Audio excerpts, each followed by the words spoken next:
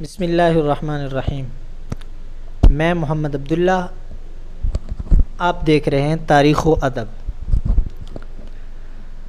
آج ہم جس ٹاپک پر بات کریں گے وہ ہے ٹرانسجینڈر، یعنی کہ ہم جنس پرستی۔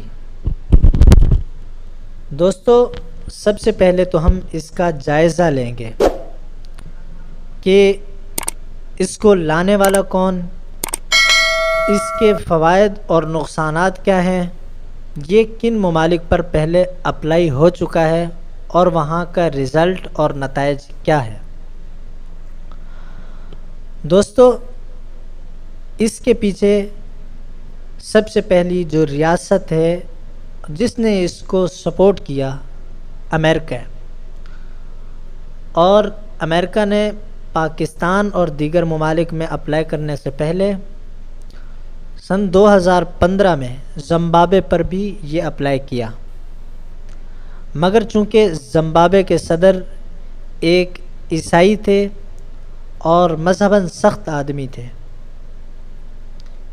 رابرٹ موگابے ان کا نام تھا۔ جب اس نے دیکھا کہ ایک ٹولہ روڈوں پر نکل آیا ہے اور اپنے حقوق کا تحفظ چاہ رہا ہے، اور ان کا نعرہ اپنے حقوق کو لینے کا ہے، اور جن کا نعرہ ٹرانسجینڈر یا ہم جنس پرستی کی آزادی تھا،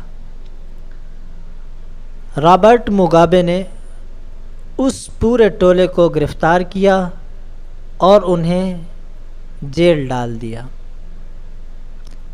جیل کی سلاخوں کے پیچھے ان سب کو ایک ساتھ نہیں بلکہ مردوں کو الگ اور عورتوں کو الگ ڈالا، اور پھر کہا،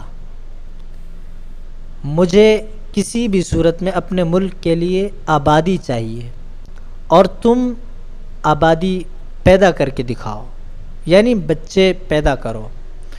اب ساری عورتیں ایک طرف ہیں، سارے مرد ایک طرف ہیں۔ اور اس وقت امریکہ کے صدر باراک اوباما تھے۔ جب باراک اوباما نے یہ صورتحال دیکھی اور رابرٹ موگابے کا یہ ایکشن دیکھا تو باراک اوباما بھی ٹرانسجینڈر کی حمایت میں بلا کسی تاخیر کے میدان میں کود پڑا۔ جیسے ہی موگابے نے یہ دیکھا، اس نے فوراً باراک اوباما کا ہاتھ مانگ لیا اور یہ اعلان کیا کہ میں باراک اوباما کے ساتھ شادی کرنا چاہتا ہوں، جس کے بعد باراک اوباما کے چراغوں میں روشنی نہ رہی۔ یہ تو ہے زمبابوے کا حال۔ اچھا دوستو، ہم چلتے ہیں اب دوسری طرف کہ اس کے اسلام میں کیا نقصانات ہیں۔ چونکہ ہم مذہباً مسلمان ہیں، سب سے پہلے تو ہم بات کریں گے وراثت پر۔ اس سے پہلے میں یہ بتا دوں کہ اسلام میں مرد عورت، نر اور مادہ کے علاوہ کسی تیسری مخلوق کا کوئی تصور نہیں۔ اب ہم دیکھتے ہیں، اگر کسی عورت نے ٹرانسجینڈر کے تحت، اس قانون کے تحت اپنے آپ کو مرد لکھوا لیا اور مرد ثابت ہو گیا، کل کو وہ وراثت میں سب سے پہلے حق مانگے گا۔ یعنی وہ جو عورت ہے، مرد بن کر آئی ہے، وہ سب سے پہلے حق مانگے گی، اور وہ اپنا حق مردوں کے برابر مانگے گی، جو کہ اسلام میں قرآن سے نص قطعی کے خالص مخالف ہے۔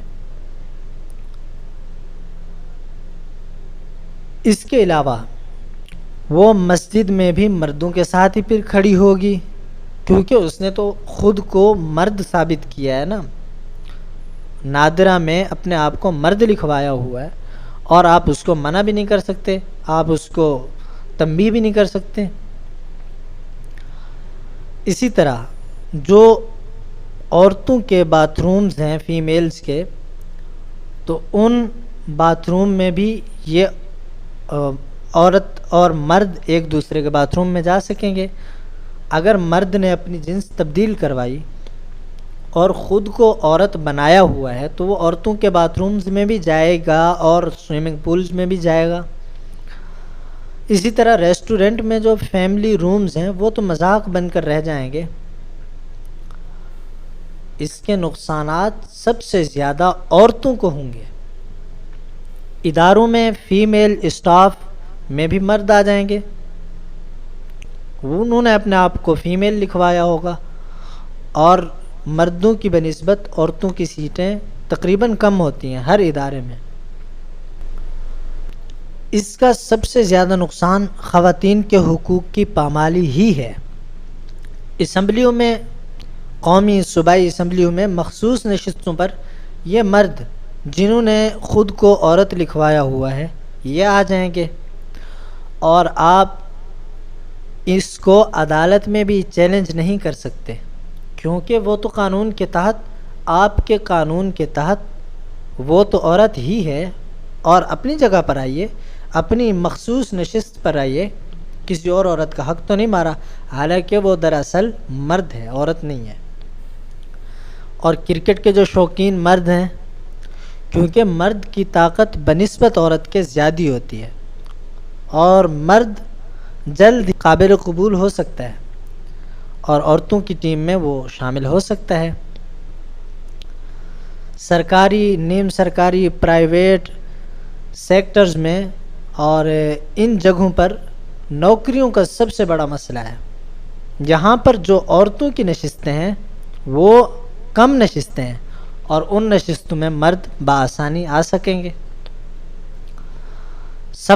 آپ سفر کر رہے ہیں، بس میں ہیں، ویگن میں ہیں، تو وہاں پر خواتین کے لیے مخصوص نشستیں ہوتی ہیں جن پر مرد سفر نہیں کر سکتے۔ اب یہاں پر وہ مرد بھی آ جائیں گے جنہوں نے اپنے آپ کو عورت لکھوایا ہوا ہے۔